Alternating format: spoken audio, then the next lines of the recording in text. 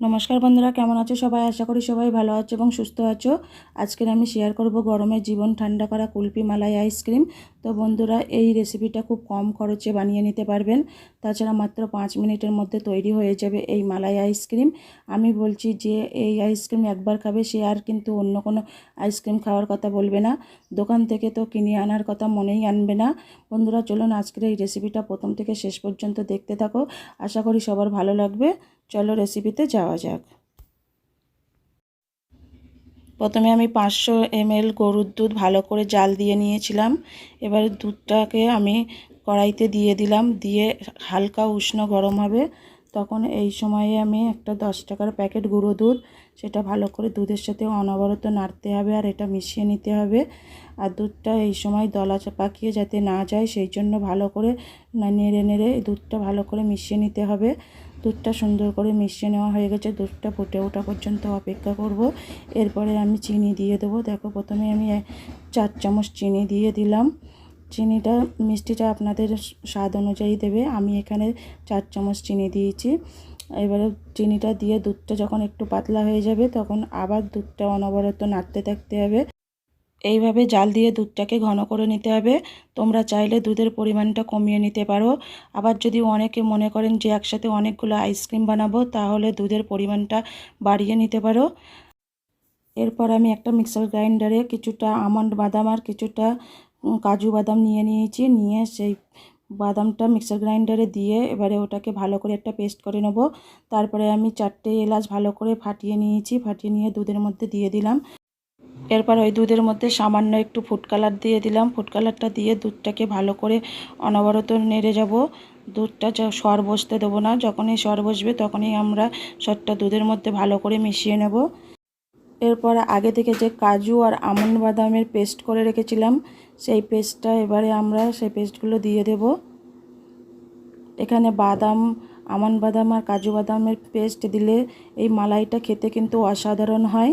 তাই আমি এখানে কাজু বাদাম আর আমন্ড বাদামের পেস্টটা দিয়ে দিলাম। দিয়ে ভালো করে অনবরত নেড়ে নেড়ে দুধের সাথে ভালো করে মিশিয়ে নিতে হবে। এই আইসক্রিমটা বানাতে সময় লাগে মাত্র 5 মিনিট। 5 মিনিট হাতে সময় নিয়ে এই আইসক্রিমটা একবার বানিয়ে খেলে ভুলতে পারবেন না। আর দেখো এখানে দুধের মালাইটা পুরো একদম ঘন হয়ে গেছে। আমরা এই সময় গ্যাসের আঁচটা অফ করে দেবো। এটাকে ভালো করে এবার ঠান্ডা করে নেব।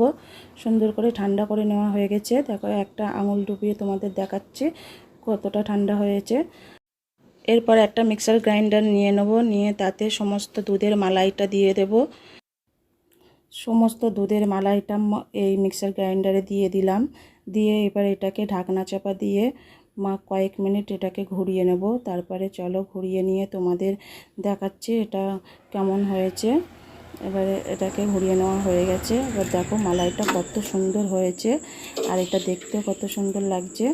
এবারে আমি এখানে কয়েকটা ছোট ছোট কফির কাপ নিয়ে নিয়েছি।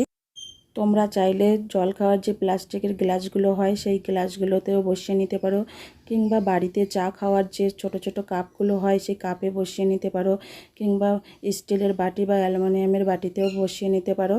কিন্তু আমি এখানে কোনো আইসক্রিমের মোল্ড ব্যবহার করিনি। আমি এই কফি কাপেই ব্যবহার করেছি। এইতেই আমি আইসক্রিমগুলো বসিয়ে নেব। দেখো সমস্ত কাপে আমি সমান করে সমস্ত দুধের মালাইটা দিয়ে দেব। আমি এখানে 14টা কফি কাপ নিয়েছি। 14টা কফি কাপের সমান করে আমি এই দুধের মালাইটা দিয়ে দিচ্ছি। তোমরা এখানে আইসক্রিমের কাঠি কিনে আনতে পারলে ভালো। আমার কাছে ছিল না, তাই আমি বাঁশের থেকে কয়েকটা ছোট ছোট করে এই যে কাঠি কেটে নিয়েছি। এইগুলোকে আমি আইসক্রিমটা যখন ডিপ ফ্রিজে দেবো 2 ঘন্টা পরে তখন এই কাঠিগুলো দিয়ে দেবো। 5 ঘন্টা পর আইসক্রিমগুলো বার করে নিয়ে তোমাদের দেখাচ্ছি। দেখো কত সুন্দর হয়েছে আর কত সুন্দরভাবে সেট হয়ে গেছে। আর বন্ধুরা তোমরা অবশ্যই বাড়িতে এরকম 5 মিনিট হাতে সময় নিয়ে একবার কুলফি মালাই আইসক্রিম বানিয়ে খেয়ে দেখবে। এটা খেতে কিন্তু অসাধারণ হয়। এটা কাজু বাদাম আর আমন্ড বাদাম দেওয়ার কারণে খেয়ে টেস্টটা আরও দ্বিগুণ বাড়িয়ে দিয়েছে। আর দেখো এটা ছাড়িয়েছে কত সুন্দর লাগছে দেখতে। একদম মনে হচ্ছে দোকান থেকে আনা মালাই আইসক্রিম। যদি এই রেসিপিটা তোমাদের ভালো লাগে তাহলে অবশ্যই লাইক, কমেন্ট, শেয়ার এবং সাবস্ক্রাইব করতে ভুলবে না। সুস্থ থাকবে, ভালো থাকবে। দেখা হচ্ছে পরের কোনো ভিডিওতে। Bye bye.